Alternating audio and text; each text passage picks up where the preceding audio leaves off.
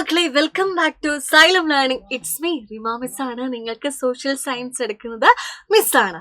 Okay, അപ്പൊ 6ാം ക്ലാസ്സിലൊക്കെ കഴിഞ്ഞു, 6ാം ക്ലാസ് ഒക്കെ കഴിഞ്ഞു. നിങ്ങൾ ഇനി 7ാം ക്ലാസ്സിലേക്ക് പോവാണ് അല്ലേ? അപ്പൊ 7ാം ക്ലാസ്സിലേക്ക് പോകുന്ന സമയത്ത് എൻ്റെ മക്കൾ അറിയേണ്ടത് നമ്മുടെ സിലബസ് ഒരു വർഷമായിട്ടാണ് ചേഞ്ച് ആയിട്ടുള്ളത്. അപ്പൊ നമുക്ക് പറയാനാണെങ്കിൽ കുറേ പഠിക്കാനുണ്ട്. സോഷ്യൽ സയൻസ് നമുക്ക് ഒരുപാട് പഠിക്കാനുണ്ട്. പക്ഷെ നമുക്കതൊരു സ്റ്റോറി രീതിയിലൊക്കെ പഠിച്ച് സെറ്റ് ആക്കാൻ പറ്റും കേട്ടോ. അപ്പൊ അത് നമ്മുടെ 9ാം ക്ലാസ്സിലെ സിലബസ് പോലെയാണ് നമ്മുടെ 7ാം ക്ലാസ്സിലെ സോഷ്യൽ സയൻസിന്റെ സിലബസ് വരുന്നത്. ഓക്കെ, അപ്പൊ നിങ്ങൾ ടെൻഷൻ ആവേണ്ട, നമ്മൾ അടിപൊളിയായിട്ട് പഠിക്കും. അപ്പൊ ആദ്യത്തെ ചാപ്റ്റർ നിങ്ങൾ ആദ്യം തന്നെ മിസ് പരിചയപ്പെടുത്താൻ പോകുന്നത് നമ്മുടെ 7ാം ക്ലാസ്സിലെ ഫസ്റ്റ് ചാപ്റ്റർ എന്ന് പറയുന്നത് മധ്യകാല ഇന്ത്യ, മെഡീവൽ ഇന്ത്യ എന്ന് പറയുന്ന ചാപ്റ്ററാണ്. ഈ ഒരു ചാപ്റ്ററിൽ പഠിക്കാനുള്ളതെന്ന് വെച്ചാൽ എന്താണ്? യെസ്, മെഡീവൽ ഇന്ത്യ ആ ഒരു സമയത്തുണ്ടായിരുന്ന അവിടെ ഭരിച്ചിരുന്ന റൂളേഴ്സ് ആരൊക്കെയായിരുന്നു, ആ റൂളേഴ്സിന് എന്താണ്, ആ റൂളേഴ്സ് ഉണ്ടാക്കിയിട്ടുള്ള മതസഹിഷ്ണുത നയങ്ങൾ എന്തൊക്കെയായിരുന്നു, അതൊക്കെയാണ് ഈ ഒരു ചാപ്റ്ററിൽ പഠിക്കാനുള്ളത്. ഓക്കെ, അപ്പൊ അതിനു മുമ്പ് നമ്മൾ അറിയേണ്ടത് സുൽത്താനേറ്റ് പീരീഡ് കഴിഞ്ഞിട്ടാണ് നമ്മുടെ മുഗൾ ഭരണം വന്നിട്ടുള്ളത് അല്ലേ?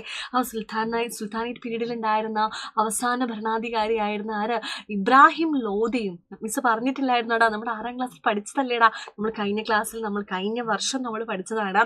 നമ്മുടെ ഇബ്രാഹിം ലോധിയും ബാബർ അല്ലെ, കാബൂളിൽ നിന്ന് വന്ന ബാബറും തമ്മിൽ പാനിപ്പത്തിൽ വെച്ചൊരു യുദ്ധം നടന്നില്ലായിരുന്നോ? അങ്ങനെ ആ യുദ്ധത്തിൽ ബാബർ ജയിച്ചു അല്ലേ? അങ്ങനെയാണ് മുഗൾ ഭരണം വന്നിട്ടുണ്ടായിരുന്നത് അല്ലേ? അപ്പൊ നമ്മൾ മുഗൾ ഭരണമാണ് ഈ ഒരു ചാപ്റ്ററിൽ ആദ്യം പഠിക്കാനുള്ളത്. നമുക്ക് 2 എണ്ണം കേട്ടോ. മുഗൾ അഡ്മിനിസ്ട്രേഷൻ, അതായത് മുഗൾ കിങ്ഡത്തിനെ കുറിച്ചും പഠിക്കാനുണ്ട്. പിന്നെയോ വിജയനഗര സാമ്രാജ്യത്തെ കുറിച്ചാണ് ഈ ഒരു ചാപ്റ്ററിൽ പഠിക്കാനുള്ളത്. മെഡീവൽ ഇന്ത്യയിൽ 2 സാമ്രാജ്യങ്ങളെ കുറിച്ചാണ് പഠിക്കാനുള്ളത്.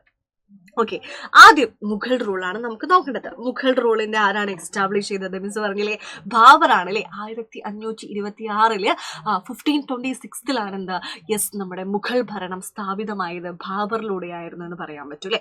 അപ്പൊ ഈ ഒരു മുഗൾ റൂളിൽ വരുമ്പോൾ നമുക്ക് പഠിക്കാനുള്ളത് മുഗൾ അഡ്മിനിസ്ട്രേഷൻ. ഓക്കെ, മുഗൾ ഭരണത്തെ കുറിച്ച് പഠിക്കാനുണ്ട്. Akbar policy of religious tolerance. അക്ബറിനെ കുറിച്ച് പറയുകയാണെങ്കിൽ അദ്ദേഹം എന്താണ്? യെസ്, മതസഹിഷ്ണുത അല്ലെ, എല്ലാ മതങ്ങളെയും ഒരുപോലെ കണ്ടിരുന്ന ഒരു ചക്രവർത്തി ആയിരുന്നു നമ്മുടെ അക്ബർ ചക്രവർത്തി അല്ലെ. അതായത് എന്താണ്, നമ്മുടെ സമൂഹത്തിൽ നിന്ന് നിലനിന്നിരുന്ന കുറച്ച് എന്താണ് മതപരമായിട്ടുള്ള ഒരുപാട് ടാക്സുകളൊക്കെ ഉണ്ട്, നികുതികളൊക്കെ നിർത്തലാക്കി. അതൊക്കെ എന്താണ്, അക്ബർ ഇതോടുകൂടി ചെയ്തതാണ് അല്ലെ. അതായത് പുതിയൊരു മതം വന്നു, ദിൻ അ ഇലാഹി. ഇതൊക്കെ ആരാ കൊണ്ടുവന്നത്? നമ്മുടെ അക്ബർ ചക്രവർത്തിയാണ് അല്ലേ? അപ്പൊ അദ്ദേഹം എന്താണ്, മതസഹിഷ്ണുത നയം, അതായത് റിലീജിയസ് ടോളറൻസ് ഫോളോ ചെയ്തിരുന്ന ഒരാളായിരുന്നു.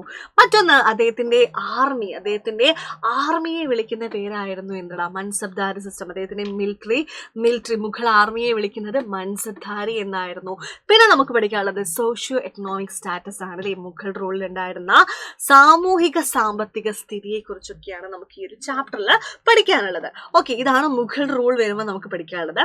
മറ്റൊന്ന് വിജയനഗര സാമ്രാജ്യത്തിന്റെ എന്താണ് ഭരണം എങ്ങനെയായിരുന്നു? അവിടുത്തെ സ്ഥാപകർ എന്ന് പറയുന്നത് ആരെന്നറിയോടാ?